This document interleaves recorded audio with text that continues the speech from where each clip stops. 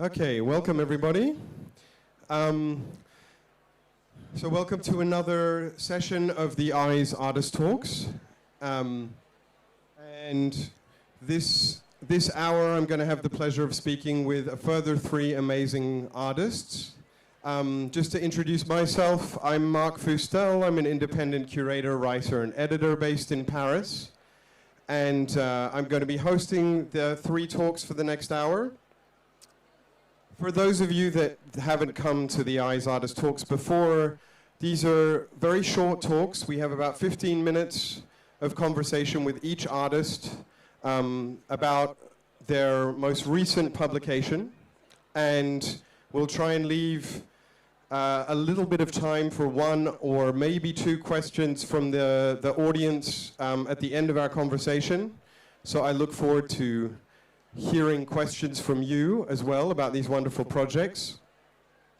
And the first artist that I'm going to be speaking with, Sabiha Cimen from Turkey, has just been awarded the Paris Photo Aperture First Book Award. So join me in congratulating her and welcoming her to the Eyes Artist Talks.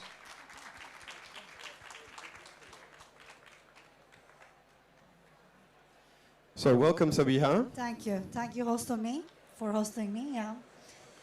And I'm very glad to be speaking with you. I was very lucky as well because I happened to write an article about your project 2 weeks ago for a Japanese magazine. Yes, so such a coincidence, yeah. A great coincidence. By way of brief introduction, Sabiha is from Istanbul in Turkey and is a self-taught photographer.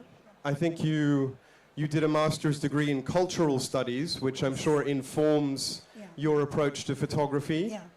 And your work focuses on Islamic culture, perceptions of Islamic culture, and we'll be able to discover some of that through the project. So the book that we're here to speak about is Hafiz, Guardians of the Quran, which was published by Red Hook Editions this year, an American publisher. And I guess, first of all, can you just tell us what Hafiz is, what these Hafiz are? As a meaning of Hafiz or as a book? Well, maybe first of all, just the term itself. Okay. Hafiz is, actually we are calling it like Hafiz, which is the term that who are generally memorize whole Quran.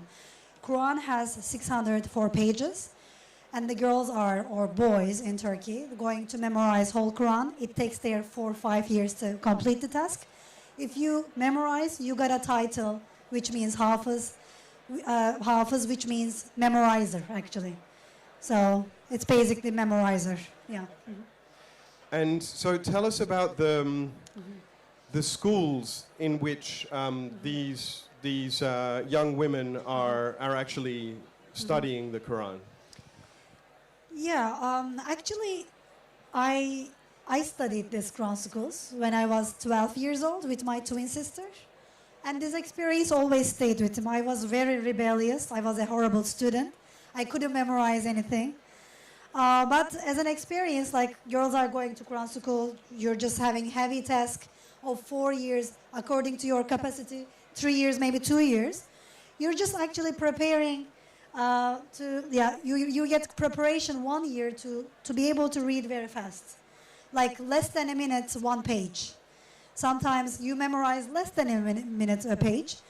It's really, this experience stayed with me when I was a child. And when I finished a master's degree in culture studies, I just wanted to make something like with photography. And I wanted to go back that places and see how is, and is it still same, what changed. And maybe I wanted to see myself back then. It's a very personal project because. And I visited in Istanbul the places that I studied, and I wanted to make a photo project. I photographed across Turkey 7 different schools and 7 different regions in Turkey to have variety. And And tell me, so I understand that the project began when you went back to the school at which you had studied yourself. And what was the when you kind of brought this idea to them, to these young women that we see in the photographs? What was the reaction? Were they immediately interested? Was it a difficult process? Tell us a bit about how that came about. Yeah, actually, Muslim culture that they are not so much familiar with camera, so they're just like really resentful generally. Like first of all, I came, gigantic prayer room, and I made a like this. I got microphone, and I just announced them, girls, I studied here 25 years ago, like you studied. I want to make a project. I don't know what I'm doing here, but I wanted to do something. Would you collaborate with me? And then they were just like looking like enemy. And they didn't like it. Like a girl, like a tourist coming with a camera, what she will do. Like they were just seeing me as a privileged person. But at the end, like they were just like asking me questions and going, another question and going, like, and then we become best friends. I spend with them lots of time. And I just like, gain trust. And then I showed them their photographs. I gave them their photographs. I didn't lift up the camera before we become really friends. And then it was really not hard because I was one of them also. And And so you just mentioned a word that I think is interesting in relation to this project, which is collaboration. Yeah. So when I was looking at these photographs, I sort of wondered to myself, we often think of the photographer as a kind of outsider to the subject that the photographer is photographing. But it seems that this was a very collaborative process. Yeah. So can you talk a bit about how that collaboration worked? Were the girls making suggestions to you about images, or how did that collaboration go Actually, what my eyes goes, for example, this kind of images, like the vision that I have, or the things that I'm seeking for, girls were just like saying that, sister, you photographed that? This is an idiot moment. Like, they didn't like this. They were just joking. Oh, she's a weirdo. She likes different things, like crazy things. But after that, they were just bringing the sister. I saw this. You may like it. They understand the visual language that I am looking for, and they are very smart actually. Like the natural environment, that's funny environment. I don't want to photograph the girls when they are memorizing Quran. It's boring, The education. When they are learning things, it's just like, yes, they're reading Quran, like all the schools, right? Even the secular schools. It was the boring part for me. I interested with their like joyful and playful, and also the anthropology of the space, like physicality there, the aesthetic there. And then they understand my style, and they were just like showing me things. And they were so smart that they understand that. And then they somehow, I was just stopping there. Like, for example, she's playing, like broken watermelon. I was just saying that stop there. Like, they were just stopping, or they were just doing whatever they are doing. They understand. They're so smart and so beautifully collaborated and helped me a lot. So there's a hidden collaboration, actually, yeah. And I think that comes through, that sense comes through in looking at the pictures as well, that, that this is a collaborative process. And also what you just spoke about, the fact that you didn't take photographs of them memorizing the Quran. I think one of the other striking aspects that you can see in this book is just how different this is to the representations of Islamic culture that we are used to seeing. So it made me think immediately, essentially, how narrow the gaze normally is on this culture. Exactly. And so I'm curious to know sort of how that motivated you, how you were thinking about those kind of maybe mass media representations when you were making this project. Actually, I feel always like Islamic strata, especially women, are very like in Western media represented a very cartoonish way, very degrading way, and it's not enough really. And as one of them, when I had the camera, have a chance to say something with my own vision and have a chance to just like collaborate with this kind of intimate project, I wanted to actually give them a chance to speak for themselves, which for me would be the most respectful way. as they wanted to be represented. So this is their choice actually. How also like in this project there is something like I really love that they don't care how they appear. They are very free from the aesthetic values of the fashion, aesthetic standards like, and they're just with their shoes, what is that, socks, and they are saying that like something different against the waves, and I think it's so free and so valuable in a way, and I think I wanted to be also respectful to me also, it's so such a big responsibility at the same time if you have a camera, so you got to be careful. So yeah, I tried. I don't know. And in terms of the book itself, the object, I mean, one of the things that's very striking about it, I think, is the cover. This color choice and this kind of illustration of these women in this, this specific kind of Islamic cultural pattern. Can you tell us just a bit about the conception of that cover in particular? Sure. Actually, the book I designed it with my husband. Actually, it's our design, and I collaborated with again Turkish Islamic artists, very humble local artists. Quran has a religious book has a certain style. It's classic.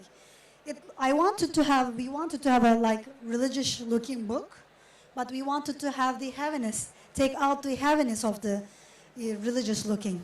So we wanted to make it pink. Actually, girls all in the Quran school, I observed, of course, they had pink or green books. The Qurans always pink or green. I wanted to choose a little lighter pink, which is more little contemporary.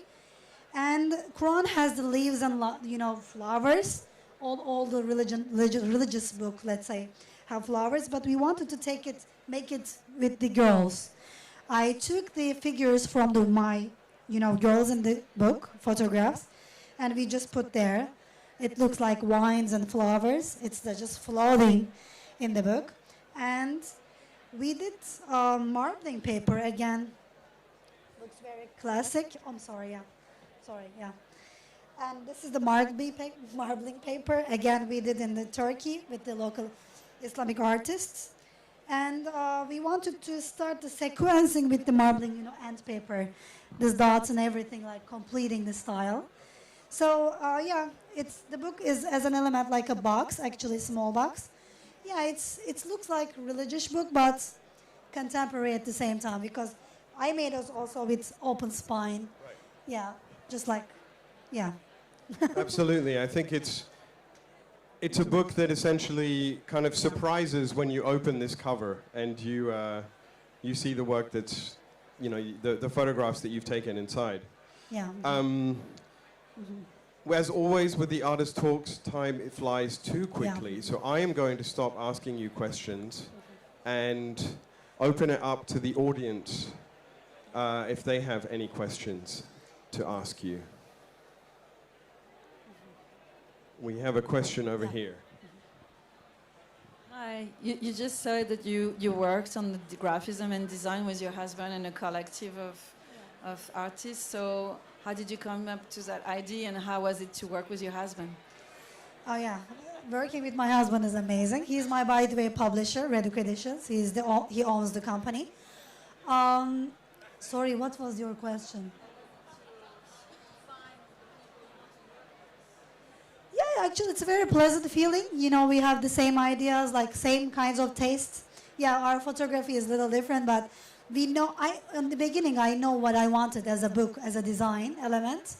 I always wanted to have a book looks like religious. Yeah, and we had certain ideas, and we tried lots of things, and at the end, it was not hard. We really knew from the beginning what I wanted. So.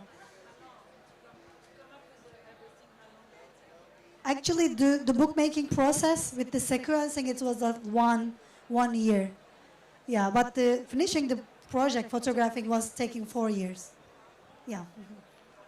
Do we have one other question?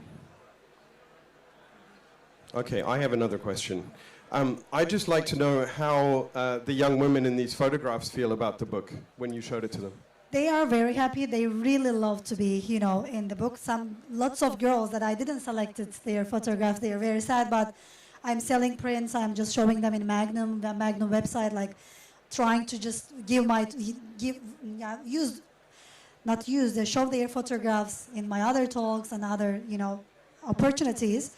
The reception in Turkey, like, you know, especially in the Muslim strata, is good.